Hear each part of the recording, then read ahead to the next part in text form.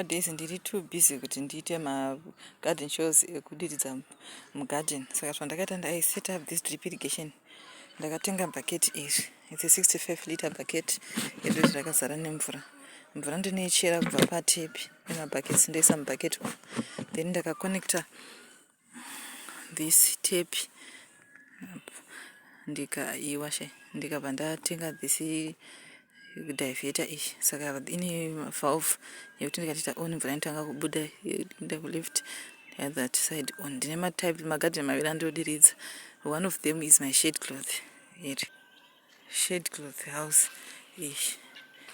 Yakanaka singaita. Zvirimo zvirinatsa kuita. Hazvichamborwa nezuva kana kudyiwa zvakanyanya. So matapes angu one yacho ishi inorana from this bucket yoenda straight yodarika nemugarden umo but mukunya kudyiwa but ndakamisa hangu madomasi yoti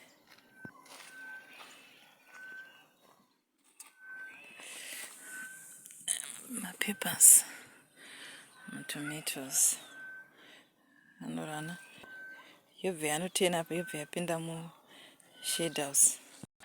Yapinda mushade house inotanga kurana yorana negarden rese dai kwesoko pese ipapa tinoona pane mapipes sokuti muno manichanyanyi kudiridza ini izvo zvapa kwakatota hako nokuti kwakanaya but kudiridza ndichadiridza isi whole pane plant changu kungotema chiri nekudya.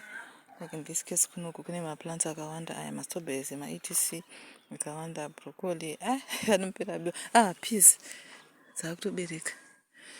This one iyi peas yakubereka yakanaka singaite. King onions aya ndine pepper onions aya mashallots zvese irrigation handisina pressure muno ndokunoperera one. Ndakaisa maconnectors anoconnecta mapipes maviri. Then kokupedzisira kwacho ndakaisa valve shut valve inoenda pekupedzisira. This one another pipe inobva zvekare pabucket redu apa yorana yopinda this thing. Tomatoes again, lemongrass, fern flowers, pineapples, then it garlic chives, chili peppers, chili. No very rana yapinda after needing a bed drunk. This one again, fill it mashure. Patopinda ne up. Ndakasama kufara mukati ungisa huku nezvakawanda yorana mukati mechitendere. Hamuna zvinhu zvakawanda. Tomatoes ndandakwanasa kunyodyiwa. Ndikairidza ndiri panze panapa. Tomatoes ndakamboisa zvakawanda beans asi dzaidyiwa. Naya machilies after akaoma. Mapeppers akutanga mapeppers. Iyo indaida yakareba singaite. This one iyo inorebesa apa chiri diki zvaya. Iyi inozoperera yapinda mubhedhi rineri. Ine matomatoes futi.